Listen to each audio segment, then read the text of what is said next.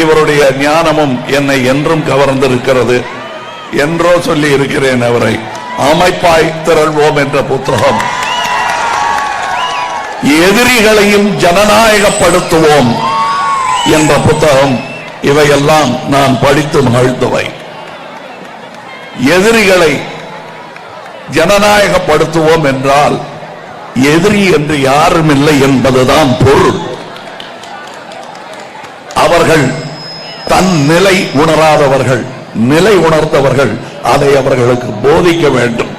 அதைத்தான் செய்து கொண்டிருக்கிறார். எனக்கு எதிரி யாருங்கிறத அரசியல்ல முடிவு பண்ணி ஆகணுங்க.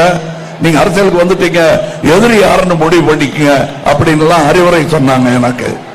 நான் அரசியலுக்கு வருவதற்கு முன்பாக ஓரளவுக்கு அரசியல் தாக்கம் ஏற்பட்ட போது என் எதிரி யார் என்பதை முடிவு செய்து கொண்டு விட்டேன். சாதியம்தான் என் எதிரி.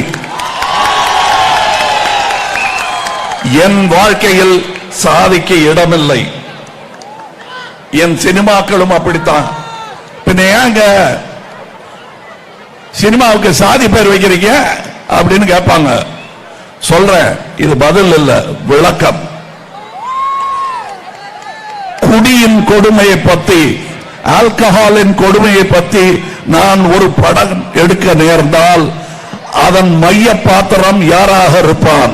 ஒரு குடிகாரனாகத்தான் இருப்பான். அவன் இல்லாமல் அந்த கருத்தை சொல்ல முடியாது. ஆக சாதி வெறியனை மையப்படுத்தித்தான் படத்தின் கருத்தை,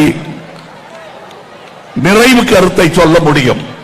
அவன் பாழாகி போன கதையையும் பண்பட்ட கதையையும் நாம் சொல்லும் பொழுது அது சாதியை உயர்த்தி பிடிப்பதாக, அது விமர்சிப்பதாகும். அதெல்லாம் நல்லா தாங்க இருக்கு. ஆனா சாதி வாரி கணக்கெடுக்கு எடுக்கணுங்கும் போது, ஆமா எடுக்கணுங்கிறீங்களே, சாதியே இல்லைங்கிறீங்க, கணக்கெடுப்பு எடுக்கணுங்கிறீங்களே அப்படின்னா அதுக்கும் ஒரு விளக்கம் இருக்கு. இது பதில் அல்ல, விளக்கம், சரித்திரம். இன்னும் எத்தனை பேர் அடிமை விலங்கோடு இருக்கிறார்கள் என்பதை நாங்கள் அறிய வேண்டும்.